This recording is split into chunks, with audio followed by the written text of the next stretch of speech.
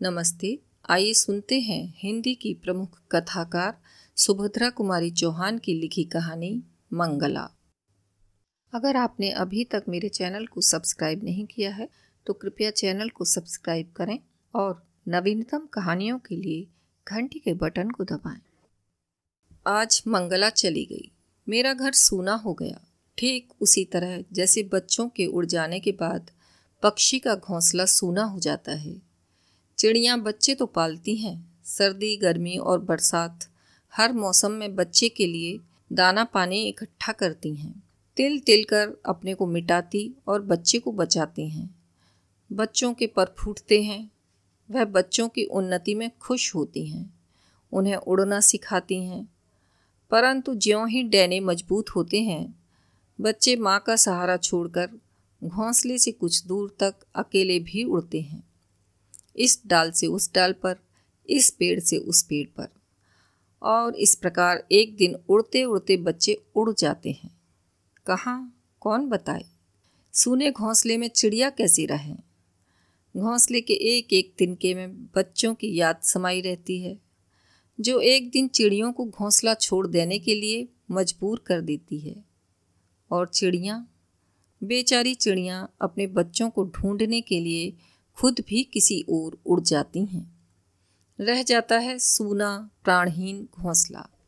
उसे बच्चों के साथ साथ चिड़िया की भी याद आती है और प्रतीक्षा करते करते कभी किसी हवा के झोंके से समझौता कर तिनके तिनके अलग होकर अलग अलग दिशा में वह भी अपनी चिड़िया और अपने बच्चों की खोज में उड़ जाता है। न जाने कब से यह क्रम चल रहा है और अनंत काल तक चलता रहेगा।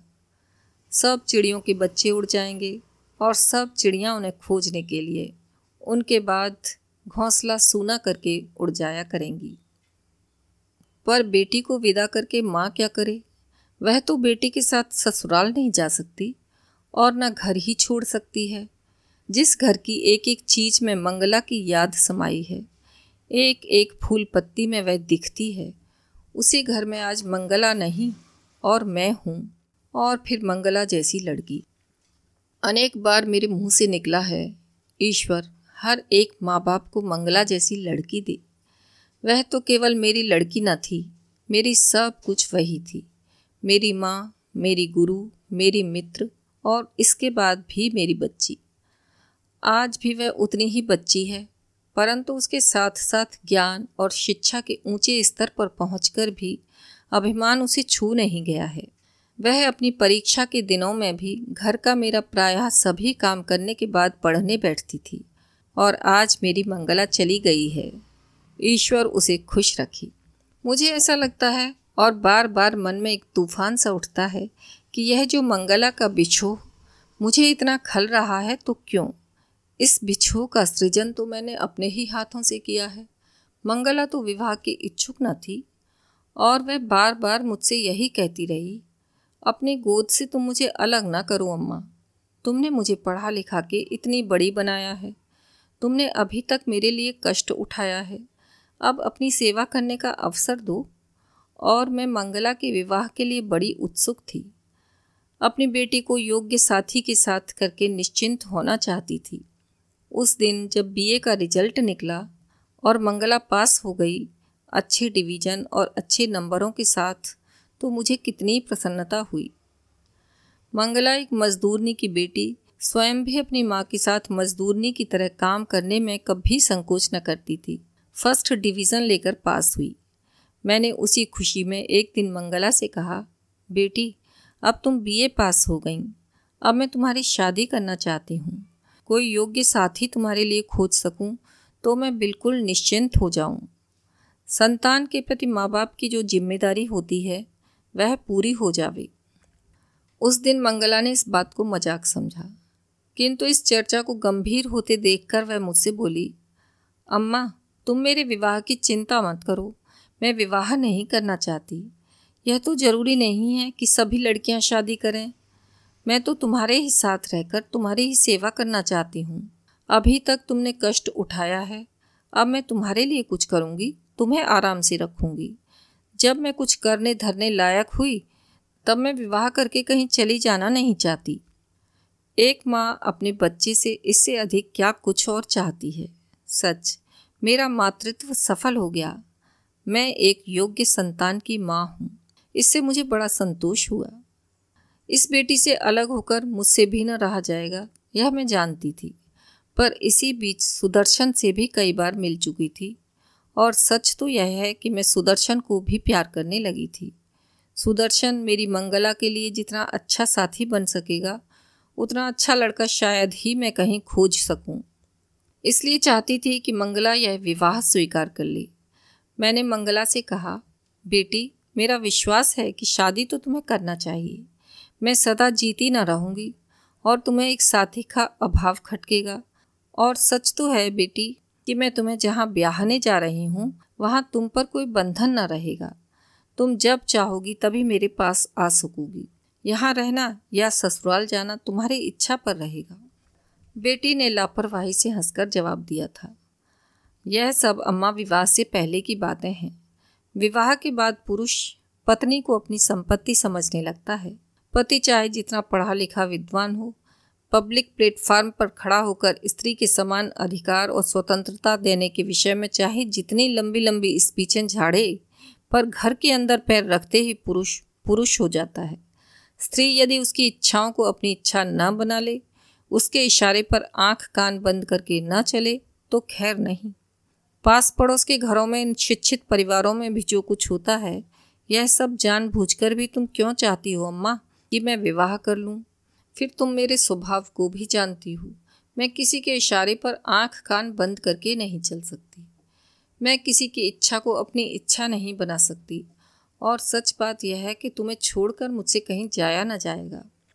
तुम जिसके साथ मुझे ब्याहोगी वह मुझे अपने साथ जरूर ले जाना चाहेगा, अभी चाहे कुछ भी कहे। मैंने कहा, यह मैं समझती हूँ बेटी, पर सुदर्शन ऐसा नहीं करेगा।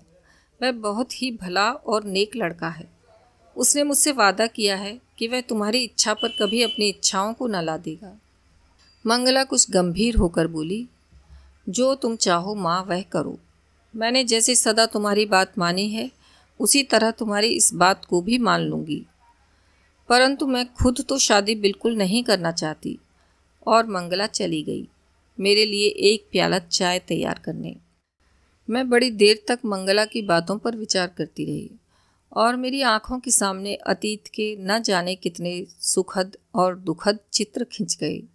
सोचा, नहीं, मंगला की इच्छा के विरुद्ध उसका विवाह न करूंगी। कल मैं सुदर्शन से साफ साफ कह दूंगी, वह धनी है, शिक्षित है, सुंदर है, विनयी है। उसके लिए लड़कियों की कमी न रहेगी। बहुत सी लड़कियां मिलेंगी, मेरी मंगला मेरी ही रहेगी। दूसरे दिन वादे के अनुसार सुदर्शन आया। मैंने उसे प्यार से बैठाला। उसे देखते ही मेरा विवाह न करने का निश्चय कुछ हिल सा गया, परंतु मैं संभली। मैंने कहा, सुदर्शन, जैसा तुम जानते हो, विवाह मैं खुद तो करना चाहती हूँ, पर मंगला विवाह के लिए तैयार नहीं है। मुझे छोड़कर जाने की कल्पना से भी वह सिहर उठती है और विवाह के बाद ससुराल उसे जाना ही पड़ेगा। यही कारण है वह विवाह नहीं करना चाहती। सुदर्शन का चेहरा उतर गया। वह बोला, ऐसी बात तो नहीं है कि विवाह के बाद उन्हें आपको छोड़कर जाना ही पड़ेगा। जाना न जाना तो उनकी इच्छा पर रहेगा। और वैसे तो विवाह के बाद भी वह चाहें तो आपके ही पास रह सकती हैं। मुझे कोई शिकायत न होगी। मैंने पूछा, तुम्हारी माँ को भी कुछ न लगेगा? वह भी रहने देंगी? सुदर्शन बोला, अम्मा मेरे किसी मामले में दखल नहीं देती। मैंने कहा, सुदर्शन, यह सब बातें मैं मंगला से कह चुकी हूँ। वह कहती है कि विवाह से पहले लोग दूसरे स्वर से बोलते हैं और विवाह के बाद उनका स्वर बदल जाता है।